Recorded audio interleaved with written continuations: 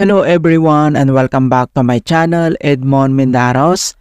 And for today's quick tutorial, and I'm going to show you guys on how to resolve if you're experiencing the Microsoft Store app cannot launch with the error code 0x00000193. So basically, Microsoft Store app is a necessary tool used to download and update your software on Windows. Kung paano ba natin ito i-fix, and without further ado, and let's go ahead. So the first solutions we will do is to clear Microsoft Store cache. Kung paano ba yan natin gawin? So all you have to do is to press the Windows key plus letter R on your keyboard. Pagsabayin mo lang yan and pop up itong run, okay? So dito lang sa box ay kailangan lang natin i-enter tong command keyword na to. So ilalagay ko to sa description box and then copy lang natin yan. And next step ay i-paste natin dito sa box. So Control plus B, paste lang natin yan. And then next step ay kailangan mo lang i-click dito yung OK. And madirect tayo dito sa ating local cache settings, okay? So, ang gagawin natin dito ay kailangan lang natin itong i-delete. Alright? So, check mo lang yung box. Check lang natin yan. And then, dito lang sa taas, makita mo dito yung delete. So, i-click mo lang yan. Ayan. So, once na-delete na natin dito and other solutions na pwede natin gawin, so, close lang natin yan. So, dito lang ulit sa search menu. And dito sa search for app. So, type mo lang dito yung settings. And then, i-click mo lang dito yung open. And dito sa left side menu, and then select mo lang dito yung app. So, click mo lang yan. And dito sa right side, makikita mo dito yung installed app. So, click mo lang ulit yan. And dito sa installed apps at dito lang sa search app. So, kailangan lang natin i-locate or i-type lang natin dito yung Microsoft.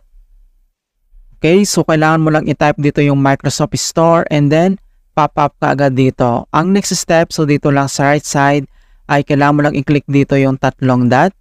And then, click mo lang dito yung advanced option. And dito sa advanced option, scroll down. And then, dito lang sa reset. So, kailangan mo lang i-click dito yung repair. So, if this app isn't working right, so we can try to repair it. So, click mo lang dito yung repair. At wait natin ma-complete yung repair process.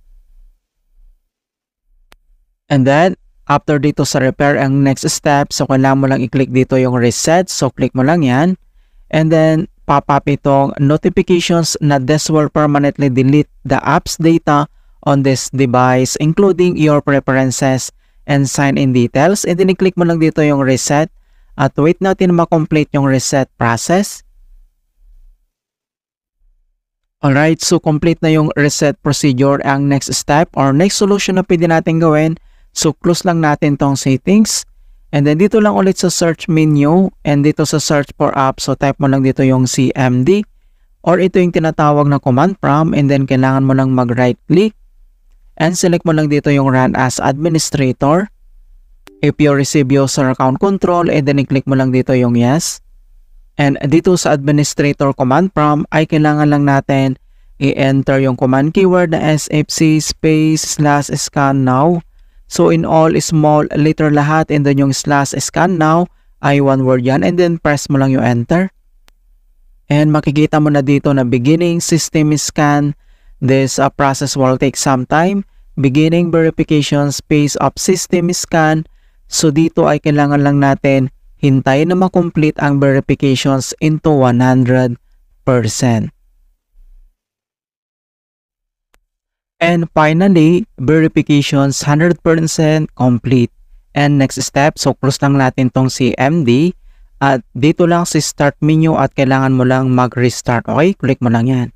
Ayan, so ganun lang po kasimple on how to fix Microsoft Store with the error code 0x00000193 on Windows 11. And please don't forget to like this video, subscribe to my channel for more quality content. Thank you guys and see you in my next tutorial.